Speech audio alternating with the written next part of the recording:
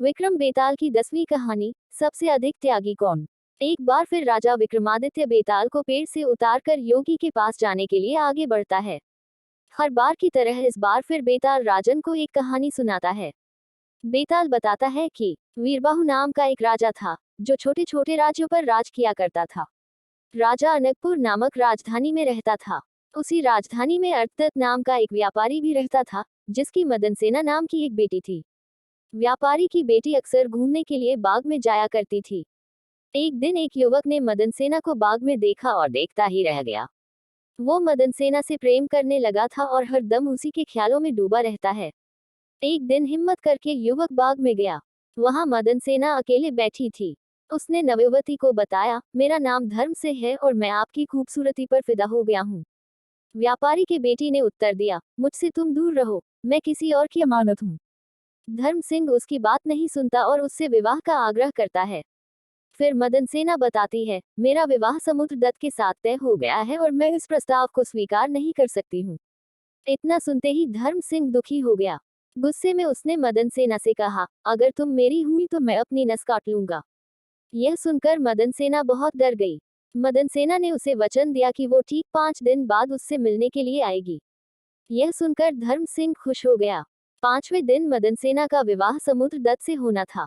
विवाह के सारे रीति रिवाज पूरे करने के बाद मदनसेना अपने पति समुद्रदत्त के घर चली गई, लेकिन उसे धर्म सिंह को दिया हुआ अपना वादा याद था। पति जैसे ही मदनसेना के पास जाता है, तो वह उससे कहती है कि मुझे आपसे बहुत जरूरी बात करनी है। वो बताती है, मुझे एक लड़के से मिलने जाना है, जिसे मैंने शादी से पहले आज के दिन मिलने का वचन दिया था। यह बात सुनकर समुद्रदत्त बहुत दुखी हो गया। उसने सोचा कि ऐसी महिला पर तो धिक्कार है, जो पहले दिन ही दूसरे आदमी के पास जाना चाहती है। इसे अगर मैं रोकूंगा तो भी यह चली ही जाएगी। ऐसा सोचकर समुद्रदत्त ने उसे जाने की इजाजत दे दी। पति से जाने की आज्ञा मिलने के बाद मदनसेना तेजी से उस लड़के के घर की ओर जाने लगी। दुल्हन के कपड़ों में जाती महिला को देखकर एक चोर ने उसे रोक दिया। उसका पल्ला पकड़कर चोर बोला, कहाँ चली। मदनसेना डर गई। उसने चोर को कहा, तुम मेरे गहने ले लो और मुझे जाने दे। चोर ने कहा, मुझे तेरे गहने नहीं बल्कि तू चाहिए। मदनसेना ने सारी बात बताते हुए कहा, पहले मैं धर्म सिंह से मिलने जाऊंगी, उसके बाद मैं लौटकर तुम्हारे पास आऊंगी। चोर ने पूछा, तुम शादी के पहले दिन ही अपने पति को छोड़कर जा रही हो। लड़की ने जवाब दिया कि वो अपने पति की इजाजत लेकर जा रही है। यह सुनकर चोर ने कहा, जब तुम्हारा पति तुम्हें भेज सकता है, तो जाओ, मैं भी तुम्हें जाने देता हूँ। पर वहां से लौटकर सीधे तुम मेरे पास आना। मदनसेना चोर को वचन देकर उस लड़के पास जाने के लिए चलने लगी। उधर मदनसेना का पति और चोर दोनों उसका पीछा कर रहे थे। चलते चलते मदनसेना धर्म सिंह के घर पहुंच गई। उसने मदनसेना को शादी के जोड़े में देखकर पूछा, अरे, तुम मुझसे विवाह करने के लिए शादी का जोड़ा पहन कर आए हो। मदनसेना ने उसे बताया कि उसकी शादी हो गई है। इतना सुनते ही लड़के ने कहा, तुम कैसे अपने पति से बचकर यहाँ आ गई। मदनसेना ने उसे सारी बात बता दी कि वो किस तरह अपने पति से इजाजत लेकर आई है।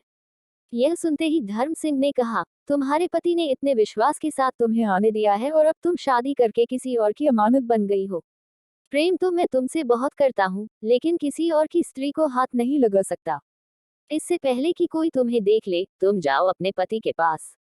चोर और मदनसेना का पति दोनों छुपकर उनकी सारी बातें सुन रहे थे।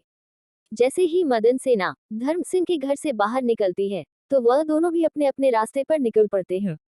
मदनसेना लड़के के घर से निकलकर सीधा चोर के पास पहुंचती है।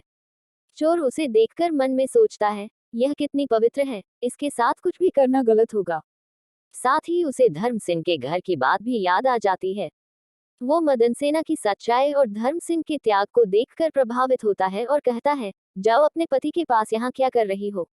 ऐसा कहकर चोर मदनसेना को उसके घर तक छोड़कर आता है। बेताल मदनसेना की कहानी रोककर राजा से पूछता है, हे राजन, अब यह बताओ, इन तीनों में से सबसे बड़ा त्याग किसका है। विक्रमादित्य कहता है, बेताल, सबसे बड़ा त्याग चोर ने किया है। इतना सुनते ही वो राजा से पूछता है, क्या से। विक्रमादित्य कहता है, सुन बेताल, मदनसेना का पति उसे यह सोचकर जाने देता है कि यह दूसरे व्यक्ति के प्रति आकर्षित है, ऐसी स्त्री का क्या करना। धर्म सिंह उसे दूसरे की पत्नी समझकर छोड़ता है और उसे यह बोध भी था कि वह पाप कर रहा है। साथ ही इस बात का डर भी रहा होगा कि मदनसेना का पति सुबह होते ही उसे राजा से कहकर दंड न दिलवा दे। चोर को किसी बात का डर नहीं था। गहने से लदी स्त्री को उसने त्याग दिया। वो हमेशा से ही पाप कर्म करते आ रहा था, इस बार भी कर लेता तो उसका कुछ नहीं बिगड़ता। इसी वजह से चोर का त्याग बड़ा है। राजा का जवाब सुनकर बेताल बेहद खुश हुआ और बोला, राजन तूने मुंह खोल दिया, अब मैं चला। इतना कहकर बेताल एक बार फिर से उड़ जाता है। कहानी से सीख, किसी भी मुसीबत में अपने चरित्र और आत्मविश्वास को नहीं खोना चाहिए।